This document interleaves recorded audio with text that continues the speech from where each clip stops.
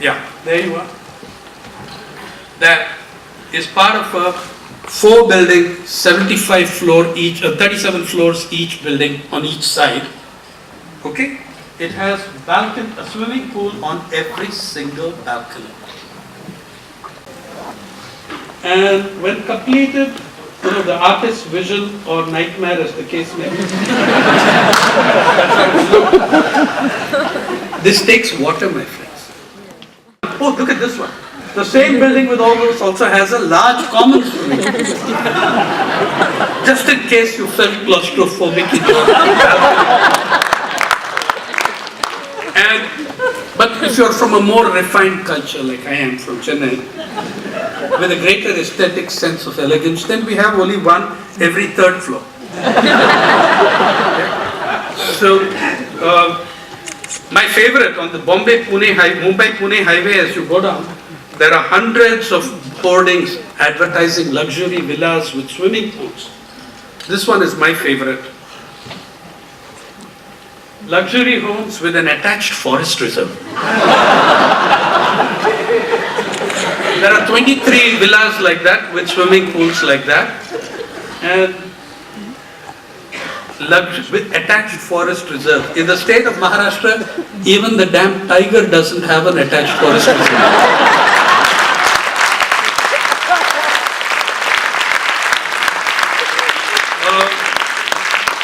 Who are the people working on these? Who are the people, the laborers working on these sites?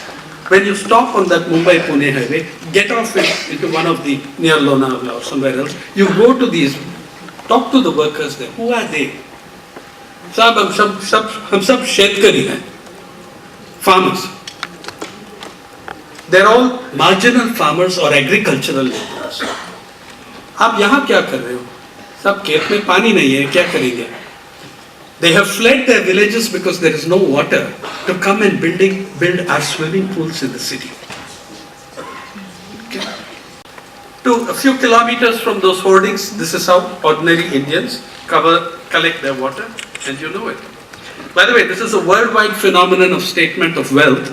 This is in London, coming up near the US Embassy, a full glass pool, only glass, super strong glass, spanning across an avenue and attaching two buildings so that you can swim and wave at all the traffic down there. This is her 6th stop in the day at a tap because she's a Dalit and she always gets her turn last, even if she's there first. In the same state of Maharashtra, in Nagpur, we built these snow domes to create artificial snow so that you could frolic in the snow when there's 47 and 49 degrees temperature outside in the summer. It's called Bazar Gaon, the fun and food village at Bazar Gaon. Not far from there is how kids are getting the water out of tube wells and bore wells in the ground. You can see that kid, he's putting his hand into the well, putting a mug into that and then pouring it into that. Standard picture which you've all seen. Oh, this is our friend bathing in the sacred waters of a tanker.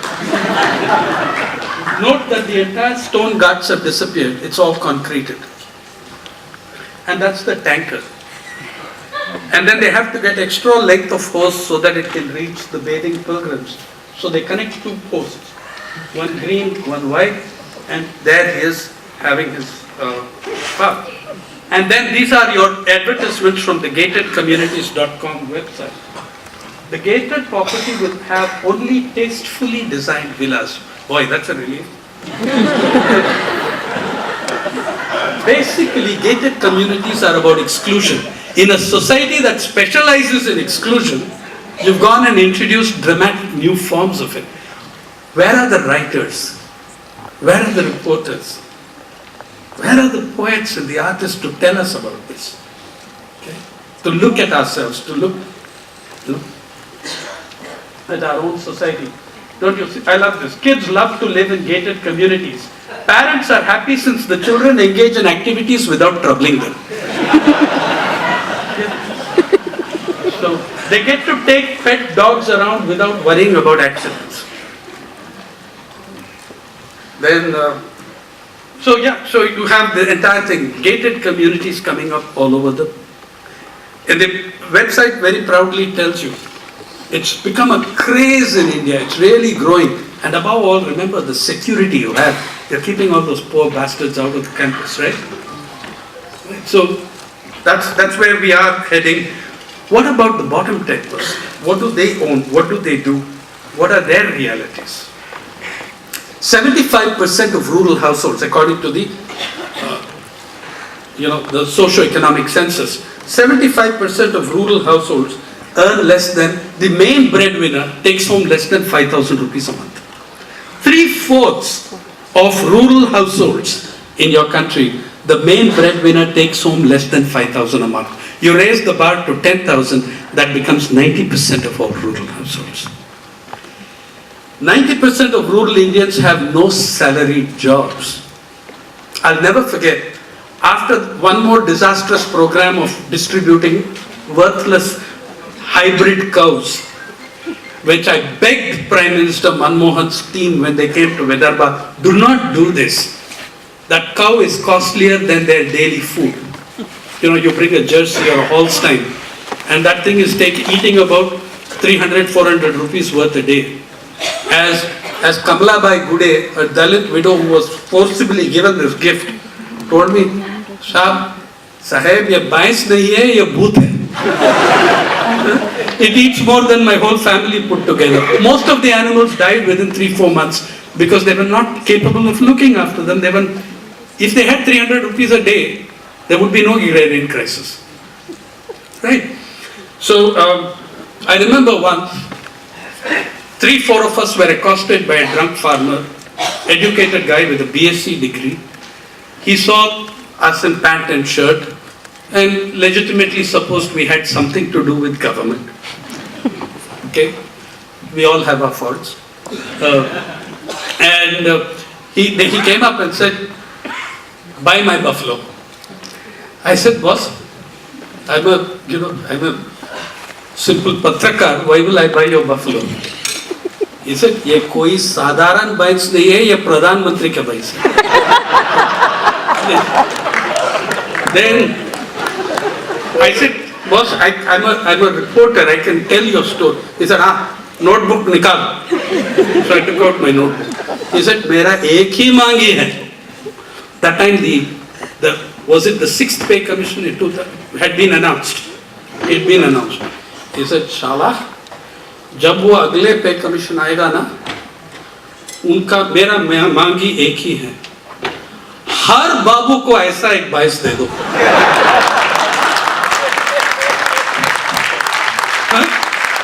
हमको 40,000 increment दीजिए एक बार, बस काफी है। He said, give them 1 acre of land so that they can feed the damn monster. Okay, so 90% of rural Indians have no salaried jobs. Over half of all households derive their income from casual manual labor. For millions of poor Indians, neoliberal globalization has meant globalization of prices, Indianization of incomes. Okay? That's what it's meant. One of the wonderful things that happened in the last few days, who will tell his story except now for 2 days? Bezawada Wilson won the Magsaysay Award, the head of the Safai Karamchari Andolan. This is the one nation in the world where that practice remains of people having to take human shit in their hands and clean latrines. He comes from a family that had to do that. He grew up, I stayed in his house in Kolar Goldfields, near the mines. Bezawada Wilson led a Bhim Yatra to every district. People came from every district in the country to Delhi. The media covered him because they had come to cover the NIT students of Kashmir and protest next to them. So they turned the camera this way for 10 seconds and covered Bezawada Wilson. Bezawada Wilson represents the greatest fight for human dignity taking place on planet Earth. Yeah. Where are his stories? Where do we tell the stories of the Wilsons, of the Safai Karamcharis? According to the government of India, it would cost 8 to 9,000 crores to rehabilitate all these people, the 2 lakh, 3 lakh Safai Karamcharis. That strikes me as being about the same amount that Vijay Mallya ran away with. And he offered back half, okay? We can finish half the program with Vijay Mallya as the sponsor. Yeah, so that is at the other end. What is the income of the Indian farmer? Do you know that of all the 300,000 farmers who have died in the country, 63,000 so far are from Maharashtra? 63,000. And in the next few days, the new data will come for 2015. They've started splitting up the data so that you don't know how many farmers have committed suicide. They've created a category called tenant farmers because tenant farmers have no records. And no one will come in the tenant farmers, everybody will go into agricultural laborers. And the data will show you that more agricultural laborers are committing suicide than farmers. They've been doing this since 2015, since last year, changing the entire definition of who is a farmer. Where are we standing up for these people? What about their realities? Yeah. What about their realities? 75% of the world's food comes from small and marginal farms. Even 70%, even today.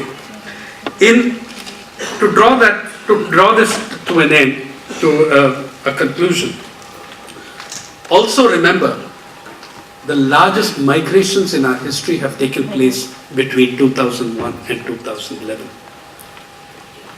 The urban-rural growth differential was at its highest in 30 years. The census indications tell me, the census numbers indicate to me that there were greater mass migrations in these 10 years than there were in the census following the partition. And yet, there were no guns, no bulldozers, no large-scale killings. We threw people off their lands. We made life unlivable for tens of millions of human beings. Where are their stories? What about those involved in the displacement battles in POSCO, in Vedant? Tribes that have occupied areas for thousands of years, being thrown out of their sacred groves, out of their sacred hills. Okay?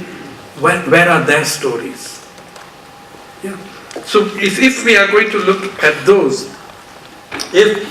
one more right from Maharashtra, I can't resist it.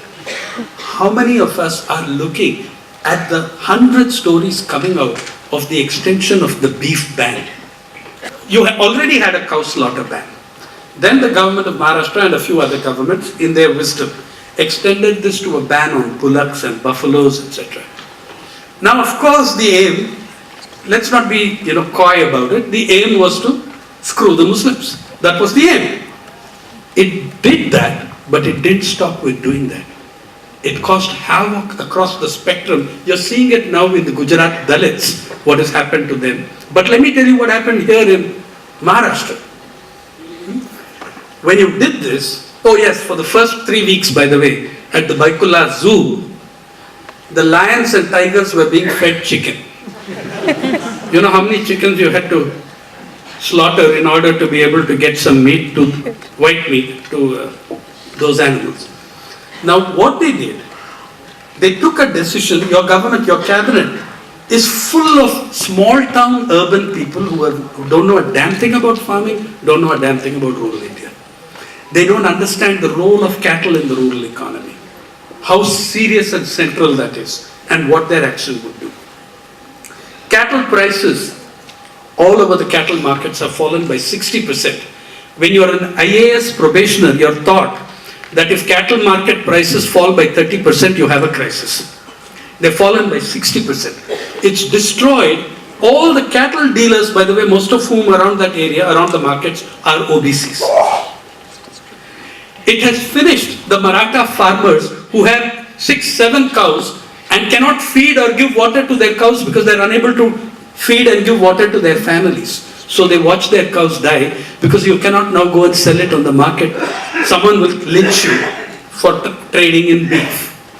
The Dalits are finished because your entire Kolhapur chappal industry is uprooted by a lack of hides.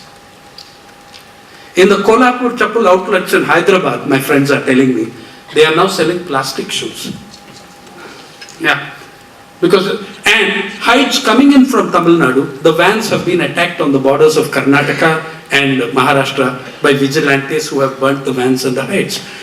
And one thing there is, you have to admit, it's a very impartial and secular oppression. It's screwed just about everybody. Yeah? No, I mean, there's no favorites there. Everybody has taken a hit. Yeah? Where all these stories are unfolding around us.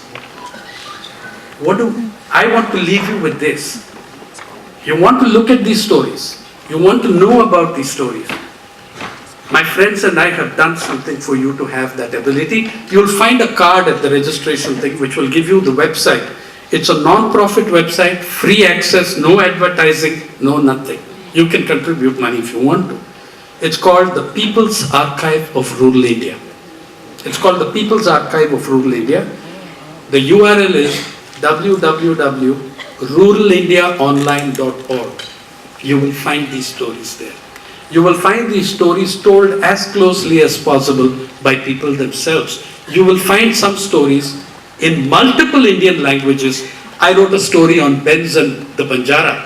Speaking of inequality in Maharashtra, Aurangabad 2010, 150 Mercedes-Benz were bought by one group of merchants on a single day in Aurangabad that made world news. CNN covered it.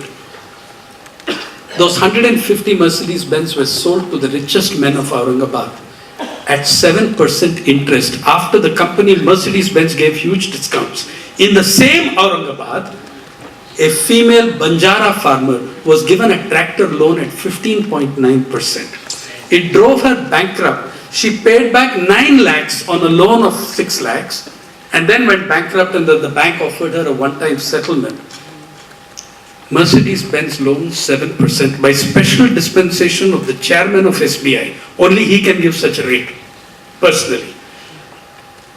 Hirabai Fakira Rathod, the Banjara farmer, for her 15.9%. Think justice, think rights, think human beings, think processes. Think about the many atrocities we commit on people in everyday life. When there's a flood or this thing, then every one of us is very gracious and we are very compassionate.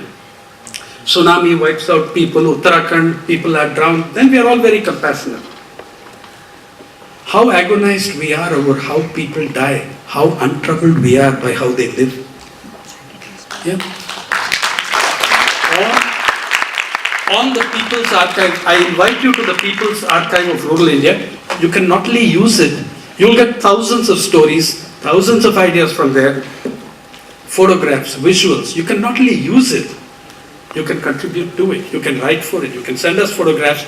Our motto is the everyday lives of everyday people. We don't cover celebrities, we don't cover entertainment and sports, but we do cover human beings. We do look at what is happening to everyday people and we try giving them a voice. You'll find the card and the URL outside there. Thank you very much for your patience.